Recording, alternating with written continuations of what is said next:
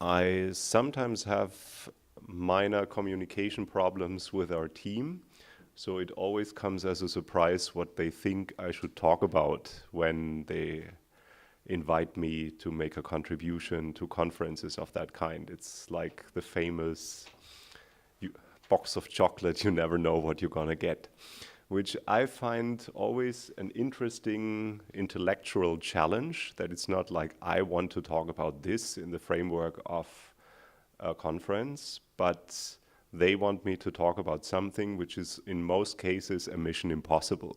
So the plan for today was to talk about the state of relations between Europe, USA, Russia, and China in 1 hour.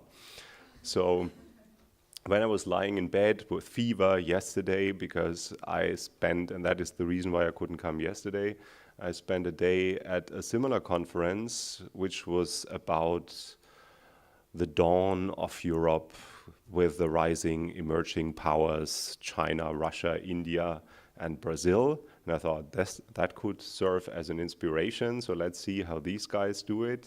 Speakers from all these countries, including some high-profile German representatives, because it was organized by Angela Merkel's party foundation, Konrad Adenauer Foundation. And it was quite inspiring. But it was also relatively typical for what professionals do on large-scale conferences of that kind. They pretty much do what they want.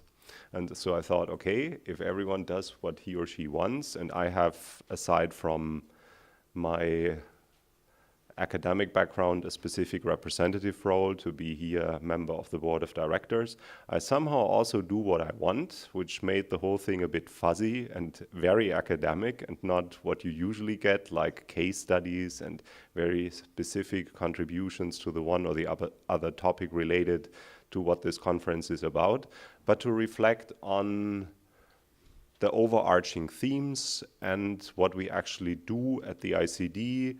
And then I will connect it with my actual task. So I give pretty much 2 talks. The one is about the reflection of conferences and the work of the ICD as such. And the other one is about a few thoughts on the state of relations between Europe, USA, Russia, and China. So when we look at these things, a number of questions pop up. This is a conference that uses bridges in its title. And the ICD is, on the one hand, an academic institution. This is the part where I have the most to say, and this is my responsibility. And in an academic environment, it's about clear-cut definitions, causes and effects, logical coherence, empirical tests. Everything needs to be crystal clear. On the other hand, this is a very political institution because it's an NGO that wants to make the world a better place. And it works as a marketplace to give people like you a chance to meet with like-minded people or with important speakers or with sources of inspiration, which hardly exists in this broad variety of different institutions in Berlin. Yesterday, it was a very political scene at the Adenauer Foundation with the usual suspects, by appointment only. Then there are events for the broader public, so people who have no clue but would like to know something, meet with important speakers, listen, get something out of it, but none of them could replace the speakers. While in our case, the things we do mostly at the ICD, pretty much every one of you would either today, tomorrow, or pretty soon be in my role standing here and telling us something very inspiring. So it's between interesting for the wider public and the closed scene of either academic institutions or very political institutions. So in this double nature of the ICD, of being on the one hand a marketplace for networking and to receive inspiration or to present research, own ideas, and so on, and at the same time providing academic education, we sort of switch between different modes with an effect on our key terms, which first of all brings up a question about what is actually cultural diplomacy. And if we would make a survey and everyone should write down what he or she thinks, I'm pretty sure that we will have as many definitions, not to speak of the different things that come to our mind. So if several answers would be possible, we would have more definitions than people in the room, which is a good thing because it allows us at the ICD to be much more diverse and broad in the topics we cover, in the joint ventures we create, and make things happen which in a very narrow self-definition of the term wouldn't be possible, because then we would voluntarily exclude a number of opportunities, and this is not the idea. From an academic point of view, this is horrible, because if it's everything, how can we possibly identify a cause and an effect if it's about love, peace, happiness, tra-la-la? So the first thing I would like to address is, what's this bridges thing? If we play with a very positive title, building bridges, this sounds as something very optimistic, positive. We make the world a better place by more bridges. And so bridges as such are great. That's the implicit assumption. And it requires a bit more of intellectual reconsideration, and that's something I would like to start with. And then I look at, are there any bridges? What do they do? Who crosses bridges? What is the context in which bridges exist? And then we have a look on international relations of these four, in my understanding, pretty randomly chosen actors. And my field of interest is the European Union, so calling this Europe is already a complicated definition, because Europe is not the European Union, but it is located in Europe, although this is also a matter of definition. If we think of Turkey, then it's only the name of the European Union, but not necessarily a geographical definition of who could potentially apply for membership, but a cultural project in which we stand for specific rules and norms and values and a number of different things with a specific institutional architecture that a state voluntarily wants to become member of. And that is not directly related to geography, although one would immediately think of a geographical definition, but that is obviously something that matters less than other decisive factors. So this would be already something I would have corrected if I would have invited me, but that is another lesson for you to learn, that one should carefully look at titles. So why should we build bridges, and what is the role of cultural diplomacy and the ICD? When we look at these things, the sales strategy, and that is also important to distinguish between what an academic institution does and what a political institution does, is that we have to offer something attractive to you guys. Adenauer's called it the dawn of Europe, and so we are all afraid and wonder if the relative loss of importance of Europe is a bad thing, and what could we do to balance it. And so it's more like a scary approach, like we all collectively fear a loss of importance, and that's why we gather in a conference. While in this thing, it has this positive connotation. Bridges are a good thing as such. We have other formats, like on the occasion of the fall of the Berlin Wall, in which the opposite is used in the sales strategy of labeling conferences, that a world without walls sounds like a good thing because a wall is bad. So the connotation of bridges, positive, the connotation of walls, negative. And in my understanding, if it's not about attracting people by a positive label, it's more a question of what it actually is. And if it's a tool, if it's a means to achieve something, then the tool as such is neutral. As if you don't talk about a hammer as a tool that is good or bad. If you need to get a nail in the wall, it's a good thing. If someone tortures you with a hammer, not so much. So from that perspective, both walls and bridges make sense, but they are not, normatively speaking, good or bad as such. So when we look at building bridges, we should clarify, what do we mean by that? Why is it positive? But it tells you a lot about the institution that uses this terminology, because the ICD is committed to provide an environment for exchange. And the question is this exchange urgently needed in the world we live in? And that leads me to my question about what's the current state of global actors. So what are the bridges? If one puts it in very general terms, I think one can talk about ways and forms of communication, which is probably a little dry, and one could put it nicer than that. But as a very general denominator, it's about the exchange of symbols and the messages we send across, which, if it's about messages, it implies that we have the tools to decode what the message implies. So if someone says yesterday at my conference, we in Asia think that Germany is still a condition taker, and you guys are so much stronger than you actually think you are, so why don't you actually act as a condition taker, as a condition setter, and not a condition taker? And for them, given the role of Germany in the European Union and all the hype about Merkel as the most powerful woman on this planet, this comes as a natural consequence. You have the means, use them. While the representatives from Germany in this case thought, even if we would think we could use it, we would rather go first to Brussels and make it a European thing, because this is the core of our understanding of our foreign policy. We have a few major principles. This is a value-based foreign policy and not an interest-based foreign policy. And if people don't understand the context of the self-perception of Germany and, as a conclusion, the definition of German foreign policy, then you miss the message.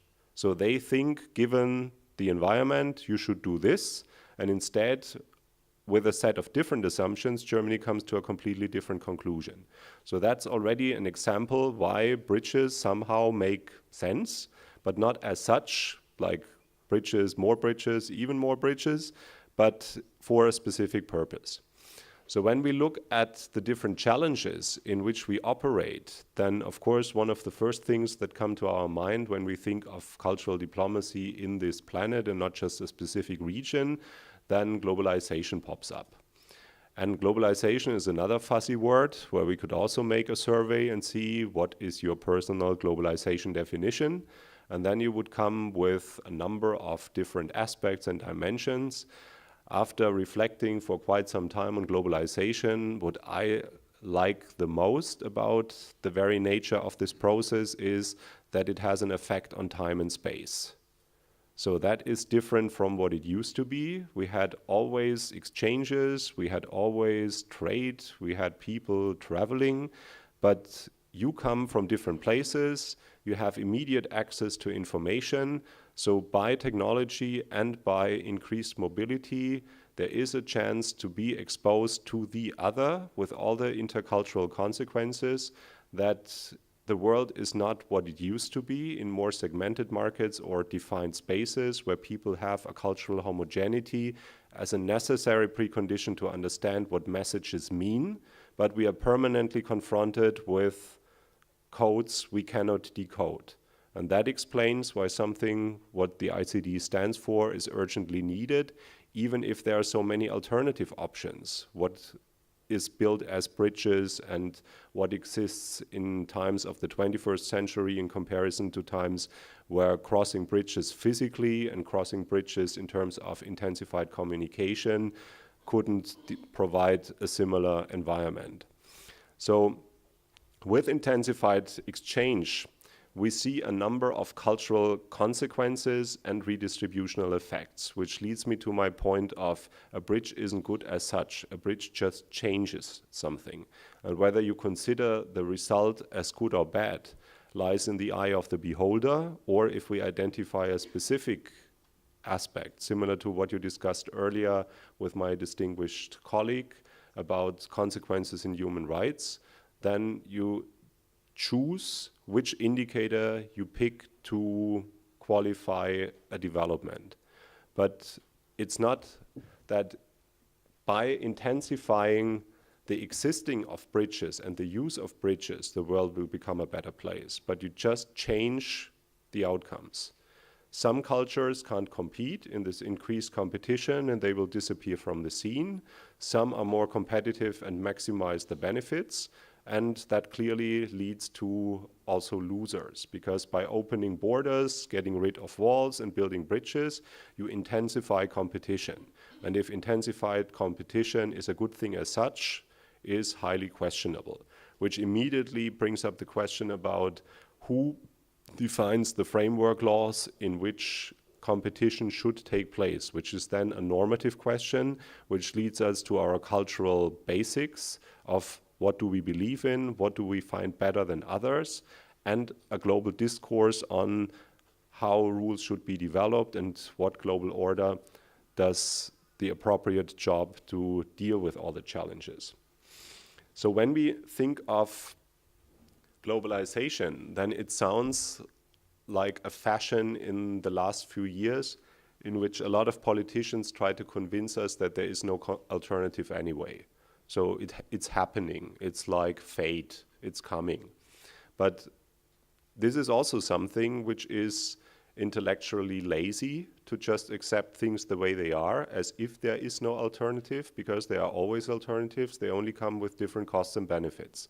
And we saw in the history that some countries didn't like that too much, and they came up with concepts of isolationism, which I'm not promoting. I'm just highlighting that either radical forms of anti-bridges existed, but it could also be a selective form of doing this. So again, bridges as such are not great or good or whatever, but they are a tool.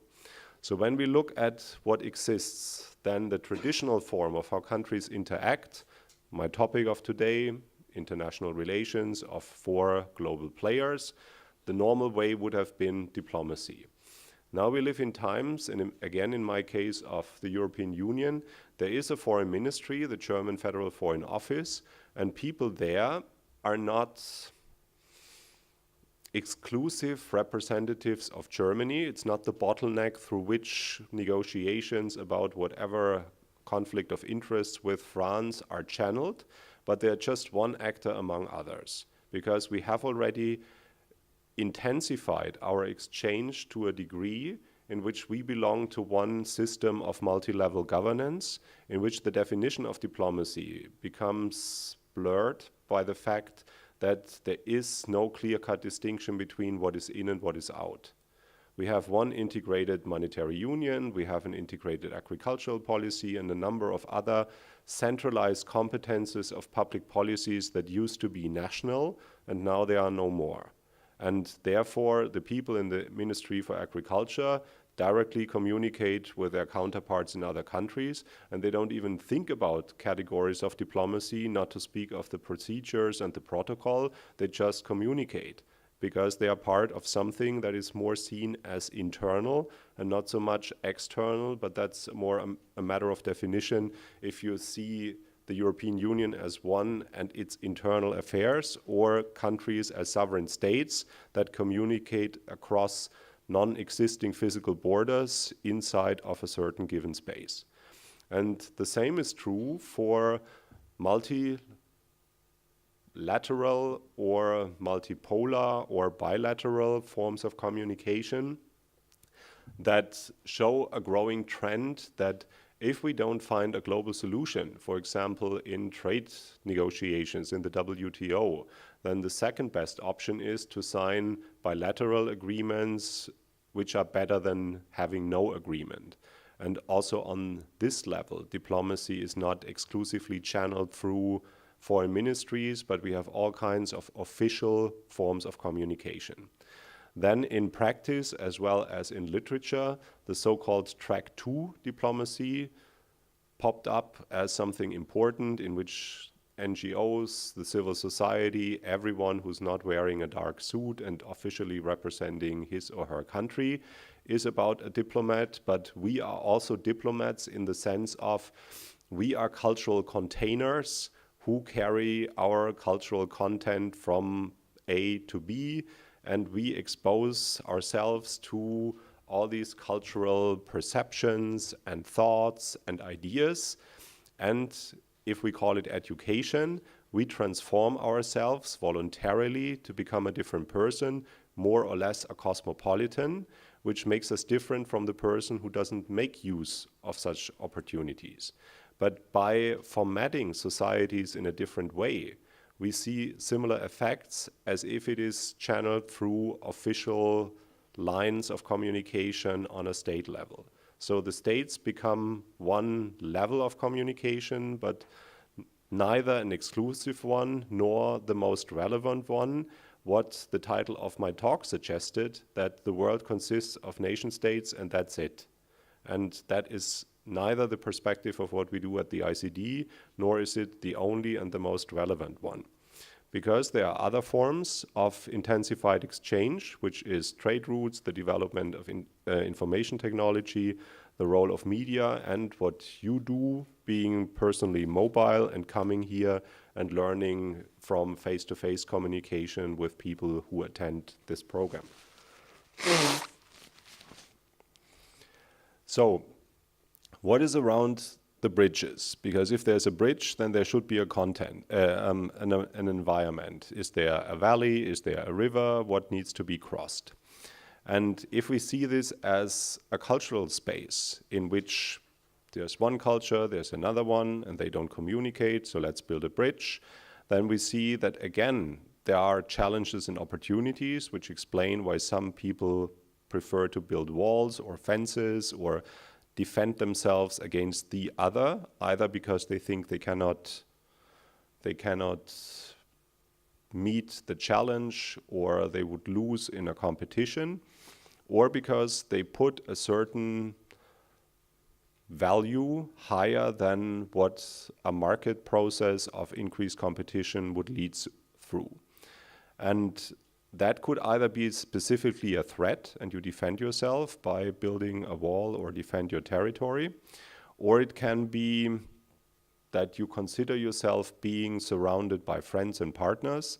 If I would be Luxembourg, for example, my security concerns would be probably very limited because I'm surrounded by countries that once were seen as enemies because they came and occupied Luxembourg, but at the moment it's rather unlikely. And that leads to different priorities in the use of my budget. I don't invest so much in defense.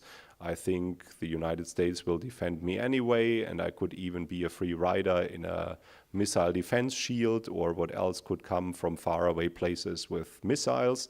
So all these things have to do with perception. And the perception is not only a perception of how do I see the other, but also how do I see myself. Like in my example with Germany, that sees itself as deeply embedded in the European Union. So even if we could act unilaterally, we don't, because we see the long-term costs of acting unilaterally as higher than the short-term benefits of doing what we could do if this is in our specific interest. So this is a whole marketplace for ideas and thoughts and so on, including a beauty contest of what is the right attitude to use foreign policy. And yesterday there was a heated debate about value-based foreign policy versus interest-based foreign policy. And in some cases, like in the European Union, there's not even an urgent need or a demand. Need is, again, normative, but a specific demand that empowers the European Union to be a foreign actor. We do have something like a common security and defense policy as part of a foreign policy, but it doesn't lead far. There is no European army. We have a European External Action Service. So technically, the European Union, even with legal personality now, could represent Europeans as one. The famous phone number Henry Kissinger was asking for finally arrived. But if you call, you reach Lady Ashton, and she's something like the operator telling you, hold the line, I will talk to the other relevant 28 foreign ministers. And then maybe we have a common position, maybe not, because countries jealously insist on we define what is good for us. And even if there are bridges, we want to control what crosses bridges under which conditions. And this is what makes countries countries, because if we intensify bridges, either physical bridges or the impact of everything that makes use of these new forms of communication, then national cultures change. And this is the very nature of culture, that by exposing itself to the other, it becomes something different. But this can be completely uncontrolled, or you choose voluntarily what you want. For example, with migrants, with green cards, you select the best brains of the world and make them come and fix your demographic problem, which is a German story. Or you show your human rights commitment and take more refugees, which was a topic in the German election campaign. Shall we take more or not? And it's also about a competition for FDI. And FDI, foreign direct investment, is also nothing which is neutral, because the ones who come and invest in your country do not only provide growth, stability, jobs, and so on, but they also bring technologies, techniques, forms of organizing on a microeconomic level, how employers and employees interact. And that also changes the social culture, if you wish, from countries, which is a permanent reinvention of what is actually Germany or Japan or Poland. And so with the increased exchange of all these aspects, we have a permanent discourse on what that means and how we see us in a global context which becomes more and more complex and complicated because of the increased intensity of those exchanges. So even if new bridges offer opportunities, they also offer challenges, and depending on how conservative you are and how much you see yourself being threatened by something, you either oppose further bridges or the use of the bridges of others, or you think, great, this is what I always wanted, I'm the spearhead of globalization and this offers new opportunities, let's face them and let's make use of them.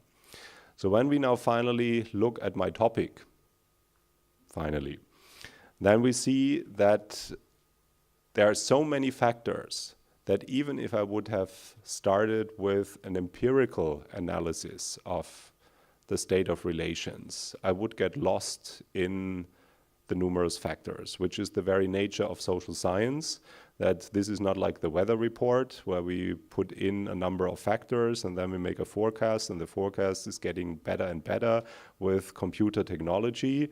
No, social systems are driven by so many factors that we neither can quantify nor qualify, that forecasts are not possible, because suddenly there is an exogenous shock of whatever kind, like 9/11 or a tsunami or Fukushima, and then Fukushima leads to a revolution in Germany, that we started the largest financially relevant project of the Energiewende, the energy U-turn in Germany, directly triggered by Fukushima, as if we are the capital of Japan.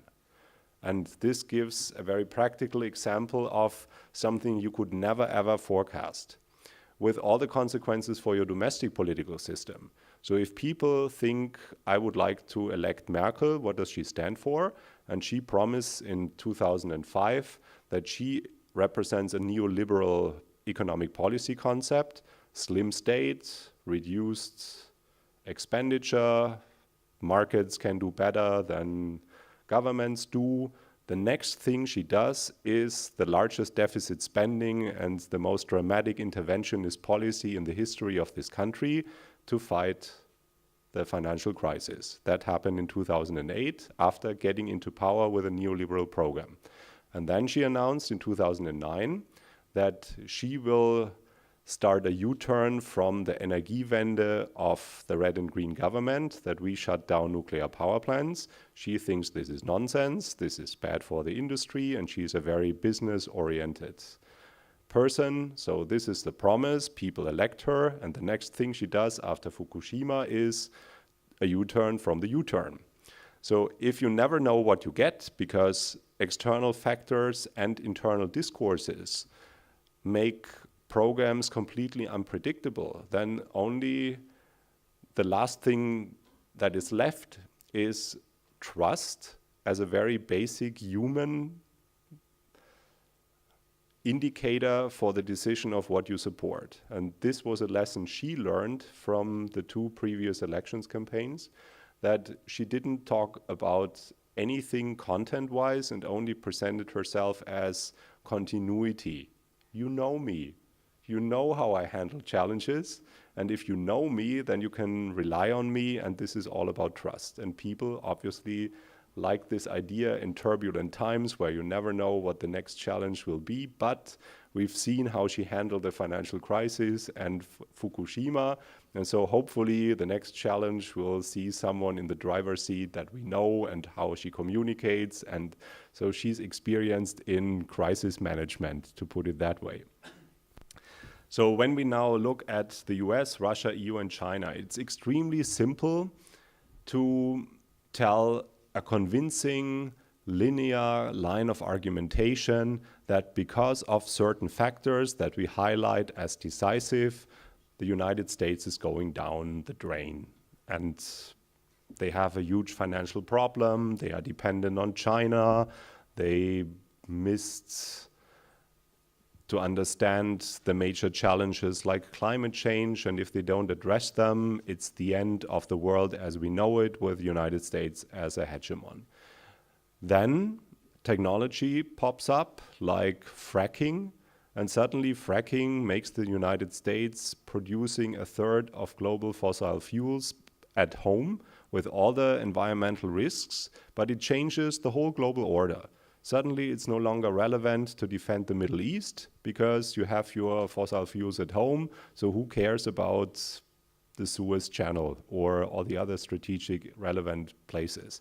So with one minor factor, like knowing how to exploit fracking, you change security policy in certain regions, you can rethink what your priorities are, and this announcement of Asia would matter in the future. All the Europeans freaked out about now our closest friend, which is the other pillar of German foreign policy, transatlantic relations. They don't love us anymore as much as they used to, and we should strengthen our ties and form a transatlantic free trade area. It could lead to such a cause and effect that if there is a stronger focus on China or Asia in general, then we should try harder, and the try harder thing creates at least the negotiations about a free trade area with the United States, which seemed to be impossible a few years ago because of all the redistributional effects of certain states in the United States, and their senators would have fought a fight to block everything right away. Now things have changed because of a different perception of the situation. The Russian gentleman who came yesterday, again, my problem with decoding messages, presented himself as the head of the Academy of Science. And I know that professors of political science in this country are more like fools and children who can say what they want, but it doesn't matter much. It's more part of the cacophonic orchestra. Everyone can say something, but whether it's relevant or not is another question. While in Russia, these spin doctors play a very important role if they have the ear of the Kremlin. And so I don't quite understand if what he presented to us was close to power or a random minority position of what Russians think about the relationship in the BRICS with the European Union.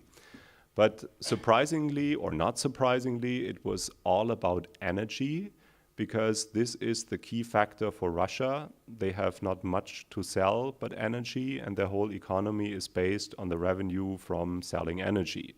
So they have to carefully observe what's going on in their key markets. And if we start to diversify our energy policy with Germany as some sort of a role model for pushing renewables to an extreme, which could cost as much as German unification, and if we build large grids with Northern Africa, with desert tech, and connect with renewables from Norway and transform the whole European energy policy into something completely different with all the social, environmental, and cultural consequences, then this has an immediate effect on Russia. So his line of argumentation was, it's a stupid idea to get rid of Russian energy import. And I said, yeah, you're right, but who's actually interested in that? No one wants to close down pipelines or anything, but it's about diversification. Because if you diversify and if you build more bridges and not just one pipeline, then there is a different perception, at least, of energy security. Because a lot of people, given the historical experience with Russia/Soviet Union, leads to a general feeling that they are dangerous. And he tried to tell us that they are not, and we can perfectly rely on them. And of course, even in the hottest phases of the Cold War, we got everything we needed to heat our apartments, so Russia is the most reliable partner. But if you then talk to people in the Ukraine and Belarus, and the master thesis of Vladimir Putin, which is about energy as a weapon, then you start to think differently. When we think of the European Union as a global actor or the relations with others, then this immediately refers to this famous quote of a Chinese prime minister visiting Brussels for the first time to pay them officially a visit and to recognize that they exist. And they couldn't resist to talk about human rights, as European Union value-based foreign policy always does. And they asked him not, what's the human rights situation in your country, but what do you think of the achievements of the French Revolution, which is more diplomatic? And the answer was, too early to tell. Because in a Chinese perspective, things that are just 200 years old don't really count as something stable and sustainable. So we never know. Maybe this experiment is fading out if we come to the conclusion that other forms of political systems are more robust in cases of increased competition. And the Indian representative yesterday told us that China produced the largest dam project in the history of mankind by relocating 1.7 million citizens who are affected by this dam project. And India is trying to do something which is a tenth of the size of the dam project in Russia. And that would need to relocate 30,000 families. And the project was started before the gentleman was born. He was in his 60s, and he doesn't expect it to end while he's on this planet, because India is a democracy. And you can always intervene and go to court and block things and mobilize your local politicians and do the things we do in democratic systems. So all these systems have their pros and cons, and in the beauty contest of where we are going, it plays a role what kind of institution we have at home and which structures our perceptions. So in lectures of that kind, I should do something which suggests that the actors I look at are homogeneous, like they are states or they are sovereign. Although in the case of the European Union, this is a different story, but it's at least something to look at as if it is a homogeneous actor. But what we then see is that it's not, and that we have very different perceptions on what would be the right framework in which we establish bridges and make use of them.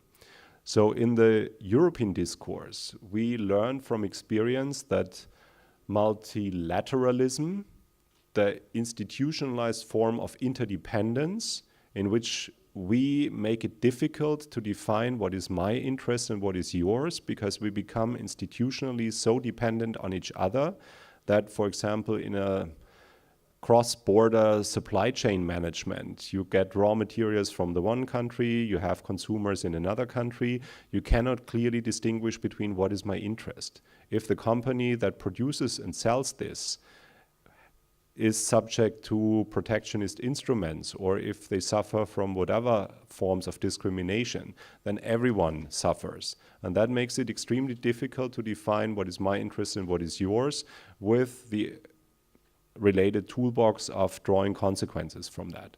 So that brings up the question about the rules. And in our understanding of a rule-based system in which a deeper form of institutionalized intercultural exchange, not only with diplomats, but also the rights of citizens that are empowered with new opportunities. Being a European Union citizen, we have a positive experience that we would like to lift on a global level and promote multilateralism not as a lip service, but something that functions back home fine. And therefore, we would like to see a more multilateral global order. Now, I learned from the foreign ministry representative yesterday that you find on the website of the Federal Foreign Office a reference to "we live in a multipolar world," which comes as a surprise. And he also highlighted it because it's certainly new. Not in the sense of we want this, but we learned it that even if we would like to see something else, it's more about poles, which suggests that the institutionalized form of interaction and the rule-based form of interaction is less developed than what we see as the role model in the European Union. But at the moment, the European Union doesn't have a great reputation anyway, so people tend not to see them as a role model. And that was for quite some time also the attitude of BRICS representatives, who told us that it's completely nonsense to institutionalize interdependence to a degree as in the European Union, because then you have to execute forms of solidarity to an extent that goes too far for what citizens would like to see as acceptable. And so from that point of view, it's about a competition for the right model. And at the moment, it seems as if the multipolar picture seems to dominate, at least the perceptions, and whether there is more to come remains to be seen. Everyone agrees that the basic common denominator should be a reform of the United Nations model. This is a direct outcome of the balance of power of World War II, and it doesn't reflect the situation in the 21st century, so we urgently have to fix it. But if we change the rules of this institutional structure, then we clearly see losers and winners, and the losers need something as a compensation, and if we don't find one, then the end of the story would be that a second best option is forming an intensified network of bilateral relations, which is then more a power play than a rule-based play. So as my conclusion, returning to my first part, we strongly believe in the importance of cultural diplomacy as a necessary precondition for an enhanced mutual understanding, but it's certainly not sufficient because it just provides a tool, and what we make with the tool is, like in the case of the hammer, open to discussion and up to the actors that make use of it. It's neither good nor bad per se, but there are a number of reasons to believe that putting more effort into this and making contributions to the discourse on the relevance of cultural diplomacy is, in my understanding, urgently needed. And I think the explanations became clear with my examples as well as my reflections on the term. What makes our life simpler, the simplification of complexity by reducing the role of actors as if they are human beings, like a person, helps to identify very basic structures, but this is certainly insufficient to actually understand what the problems are if we start from a more complex assumption. So for a title like my talk, it makes sense to say, here are 4 actors, let's see how they interact. But this is more 19th century type diplomacy and has nothing to do with the world we are currently living in, although the media tries to promote this and makes it even more simplified by reducing a state to the face of the main person, as if Merkel is Germany or Obama is the United States. And then we open the black box of who actually defines a national interest and who could actually get something through. And then we see how limited these people are. And personalization is easier to sell if I'm a media business and I need to sell things, so I cannot sell complexity as such. So faces makes it easier, but this is certainly under complex when we look at explanations for the problems that I addressed. Coming to my second part, the relations of the four, I don't even dare to make a forecast of what's coming up with the relations of this and the other actor.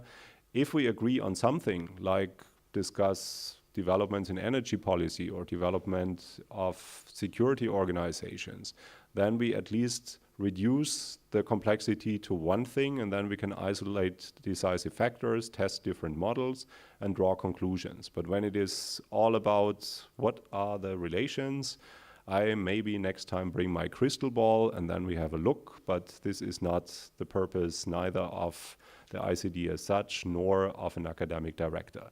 Thank you very much for your attention.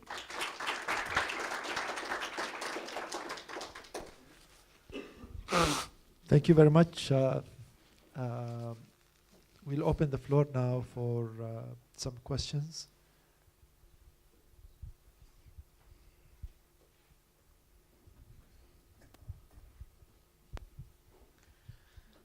Please, can you switch the slide into the previous one where you give a summary for some problems?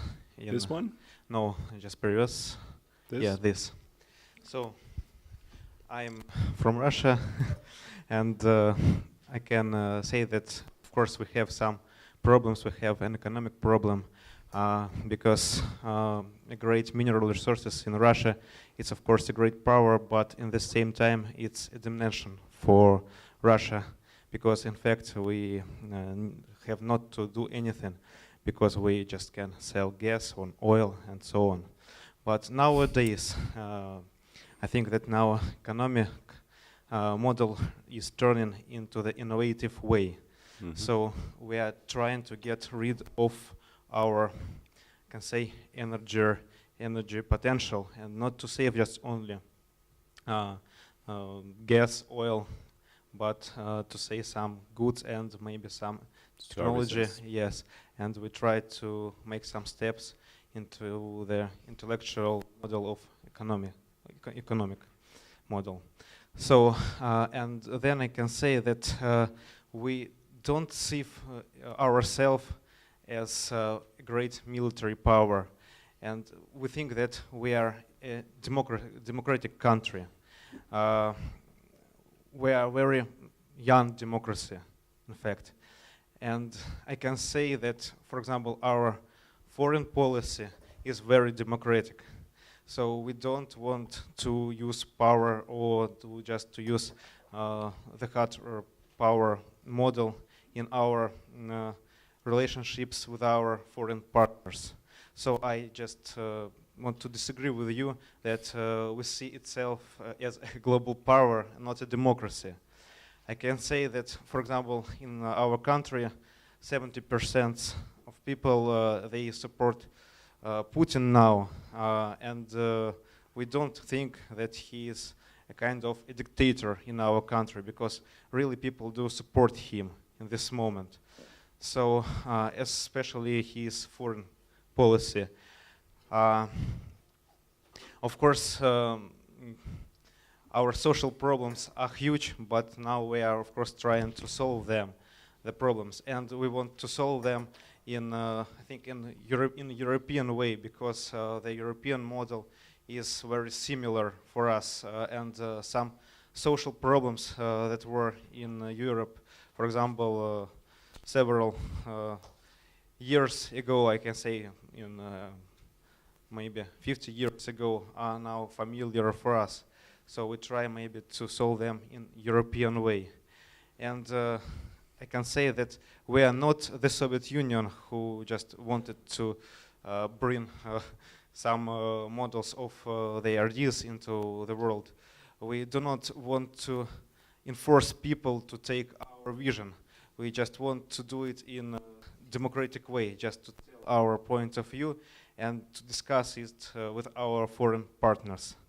So now I think Russia, it's not a military power, not a military state, but it's a democratic state, and we want to have a good relationship with our foreign partners like European Union, Japan, China, USA, and other countries. Thank you. Thank you very much.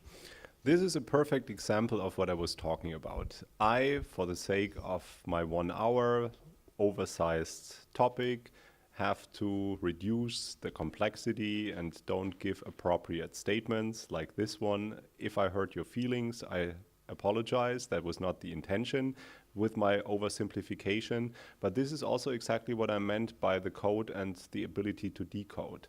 I'm not a Russian expert, like an expert on what Russia is and what it does, but we have two types of reality. We have a reality that we can measure, like how much of a military power is Russia, how does the political system function, what does the constitution say, how many people support Putin, and all these questions where we have indicators to measure. And then there is the perception part. And the perception part has to do with what we can measure empirically, but there's always something where we have different interpretations of the same data or the same facts. And this is the socially constructed reality. If we agree on something and if we talk about it in a specific way, it is as real as the reality that you find in the CIA fact books or other empirical sources that you can consult as sort of objective reality. So the fact that you guys have nukes makes you a military power. And in comparison with the other ones that I compared, with the exception of the US, who else could count as a military power if Russia does not? So there is always an option that you can. And if we think in terms of metaphors, there is a very influential article by Robert Kagan published in 2002 before the intervention in Iraq, who makes a comparison with a man who meets a bear in a forest, and the man has a gun. And what does he do? He kills the bear because he thinks if the bear is hungry and if the bear is dangerous, I'd rather kill him because I have a gun. And another man meets a bear and he has a knife. And he thinks, maybe the bear had eaten already and maybe it's not so dangerous, or maybe I can walk around him. And the perception of the threat as such depends on the means you have. Or to put it in other comparisons or metaphors, if you have a hammer, problems tend to look like nails. So depending on how you look at the actor, I fully understand there is a lot more from Russia to talk about than the fact that you sell on a large scale fossil fuels. We also know that you have an army of IT specialists. There's a reason why the largest number of computer viruses come from Russia. Someone has to program them because there's also great antivirus, Kaspersky and so on experts who get great technological education. So there's more to come, but in comparison with others, it's as if we look at the European Union as a complete irrelevant actor just because they don't have an army. This is as wrong as to focus on one or two factors only, but that's usually how we make a line of argumentation, that we highlight certain factors and then we have something to disagree. And as you do, this is what we usually do, like argument, counter-argument, and then we find a synthesis. Thank you very much for illustrating this.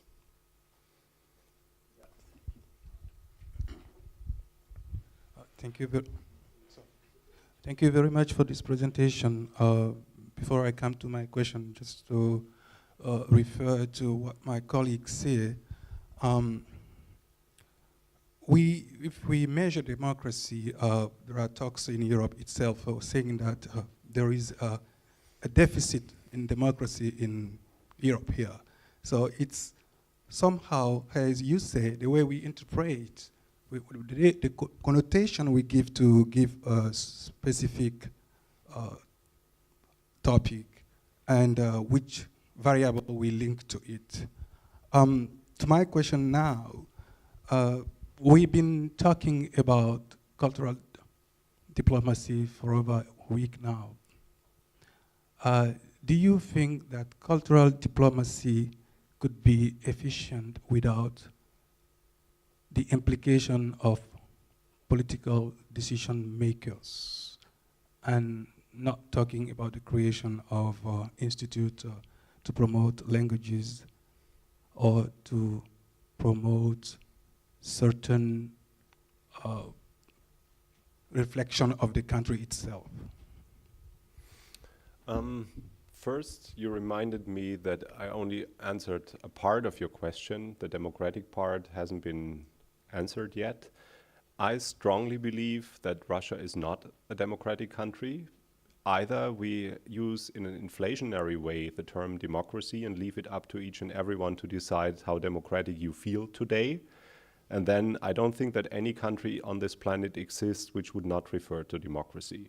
Then North Korea is a people's democracy, and Lukashenko would say the same about Belarus, that people love him. And 70% or even more think that he's a good leader. But this is more an output legitimacy, and I also come from a country where people showed a strong support of a specific man, and that alone doesn't make it, at the time when we turned into a totalitarian regime, a democratic system, just because a lot of people liked him and gave him a son or what else he was asking for. This is not a sufficient requirement. I strongly believe that there is more in terms of the input side of legitimacy than just the fact that you do the right foreign policy and you present yourself as the strong guy that guides you in times of an infant stage of becoming a democracy. You are the right person at the right time. Our former Chancellor, Gerhard Schröder, calls Russia a crystal clear democracy, but that's up to him. As I said, pluralism, freedom is always the freedom of the other. He believes this, you believe that, I believe something else, but this is not about just opinion, but we have to present the line of argumentation that leads us to our judgment. And you mentioned yours, I mentioned mine, and then it's up to everyone to decide what is the set of indicators that count for the label democratic system. I could have called it Western type democracy, but then it sounds again like a regional bias. And why should Russia be a Western type democracy if they don't feel Western? Or if they are partly European, but more a sui generis system. So that doesn't lead very far. It is relevant for the European Union candidate countries because they decide to meet the standards of the club, and the club then defines what we think is democratic, which is of course not something we lecture Russia. But if we apply our model of a Western type democracy to other countries in comparison, not necessarily that they have to do this, but that leads to basic criteria to meet the standard, then a number of countries don't count as democratic countries. That was my point. Now, coming back to your cultural diplomacy and its impact question.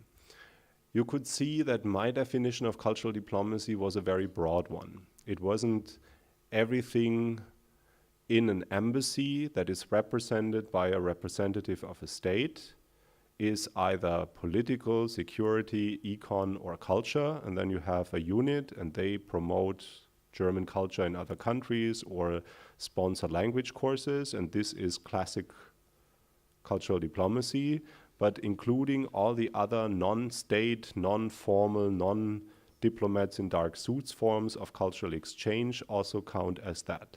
And if my definition is broader, then of course it goes without saying that a lot could be possible even if politicians don't want this.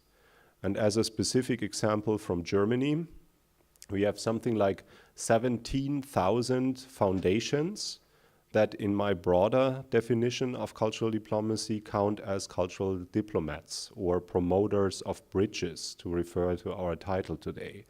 And they sometimes receive phone calls from the Federal Foreign Office that they don't really appreciate to talk to actors in the Middle East conflict at a moment when German diplomacy does the opposite. Couldn't you do more German things? Officially is the question, and they say we are non-partisan, we are non-governmental, we do what we think is appropriate. And even if we come from Germany, bad luck for you, we think we're gonna do this.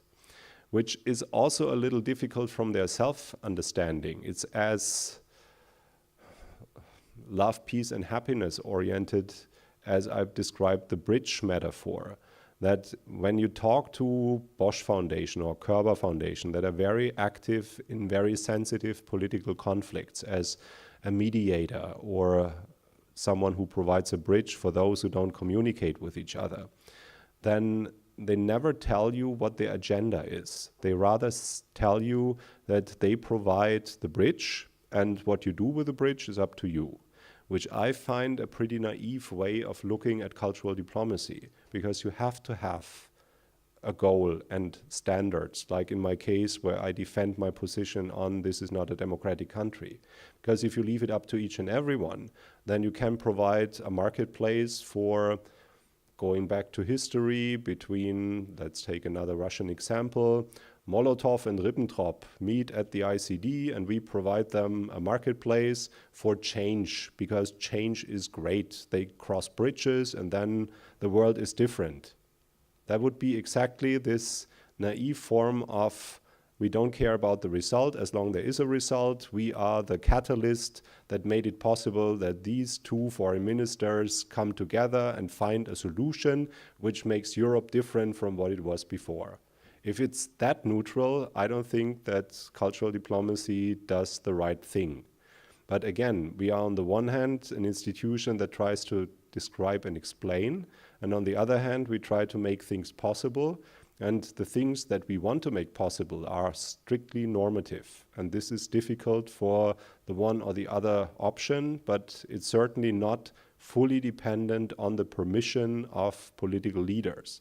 In some cases, it's good to have them, and we appreciate very much that the political system is very accessible in this city, and a number of other countries make use of the opportunities that the ICD provides. So we see an impact, but we are certainly not dependent on them.